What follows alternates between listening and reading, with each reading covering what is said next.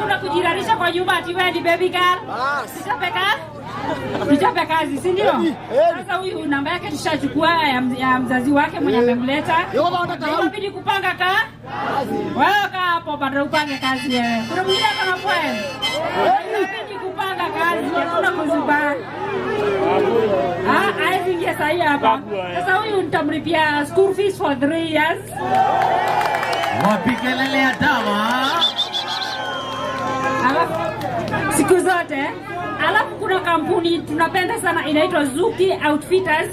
Wanashona uniform pale Roiro wako hapa. Wamesema mimi tuende design contract na wao. Ama si ile agreement taandikania wasituruke tena, mtaturuka. Watampatia uniform. Tutakonfirm kama shule yao wanaanza kuchukua uniform from outside, from size kutoka size hadi afike form 4.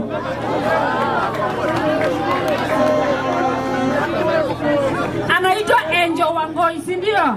Na mimi nitaleta sasa, nitaleta Angel sasa. Ni kama hiyo jina iko sawa. Sasa tupigie makofi msichana.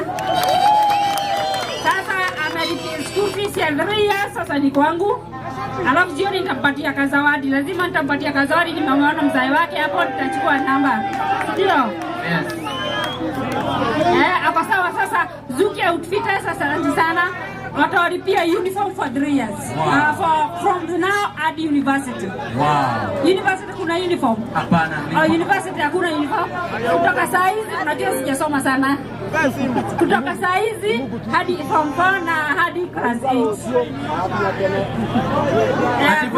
Na high school, sorry. Na mimi nimlipia school fees kwa class grade what?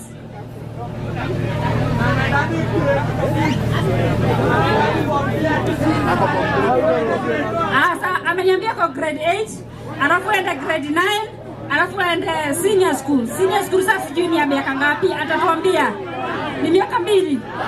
Basi mimi namaliza yote. Sasa umebakisha miaka ngapi umalize?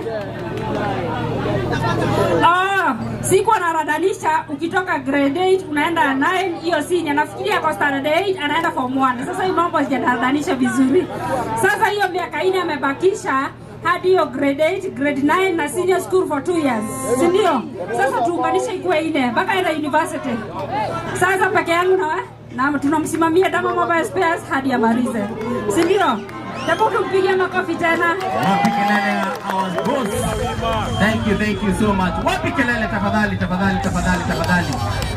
Wapi makofi yake tafadhali? Makofi tafadhali. Wapi kelele ya CEO Maono Limited?